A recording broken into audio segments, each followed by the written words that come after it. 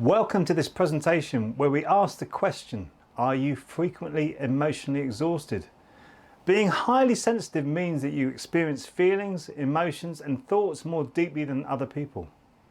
Dealing with your own feelings, thoughts and emotions is usually enough for most people to handle.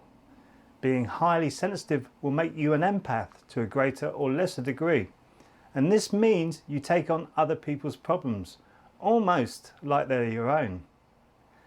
This amount of empathy is tiring.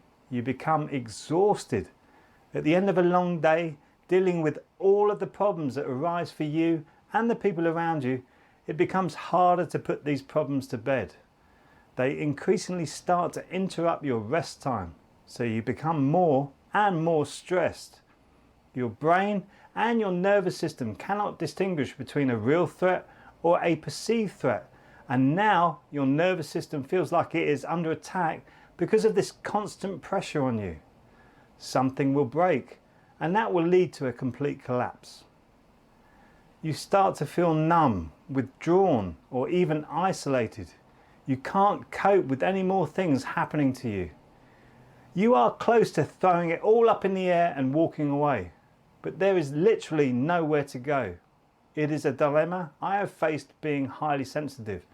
This is the time where we start to react from emotional childhood wounds that have not been healed.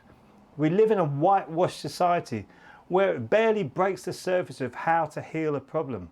If these issues are left, they will come back to bite you. This happens with a reaction that may be out of character, but people label that to be you. This is a frustrating cycle to be in.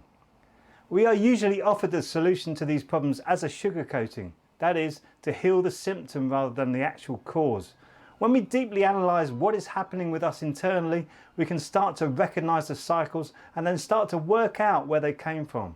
We can start to sense the chemical reactions that are happening in our bodies that are causing us to act in such a manner. We can actually start to sense where our reactions are coming from and heal them. Then we can respond to any situation in the proper manner rather than react.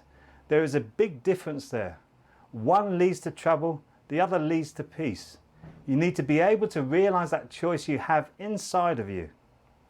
I remember when I was very young, just after my mother died at age 11, and I was highly reactive then. I was obviously suffering deep trauma and grief.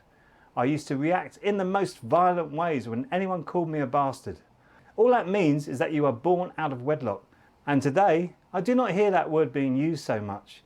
That is good, because it is a label and a judgment on someone else. I was an orphan, not a bastard, and this used to really hurt me when someone called me that at school. I used to get in all sorts of trouble from my reactions when I was called that. Now I realise I was reacting from the wounds I had inside of me. I was also letting other children's ignorance affect me in a detrimental way. My father used to say, "Sticks and stones will break my bones, but words will never hurt me." I've always remembered that, but it is hard to stick to that when someone is being abusive towards you. Highly sensitive people's reactions to situations can be completely the opposite. But whether you react with anger or depression, it seems to go to the same place. Emotional exhaustion.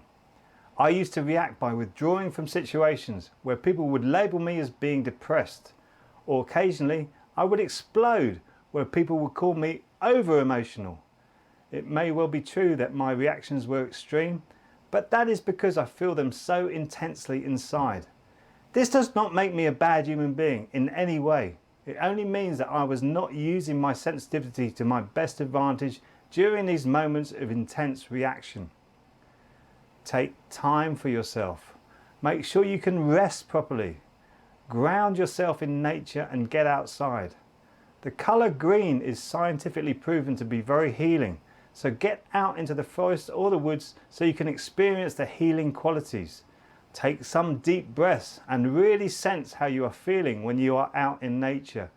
If you are anything like me, you will be able to pinpoint where a bird is singing above your head, where a squirrel is rustling on the ground near you, or even where there is a beautiful sound of a stream running nearby.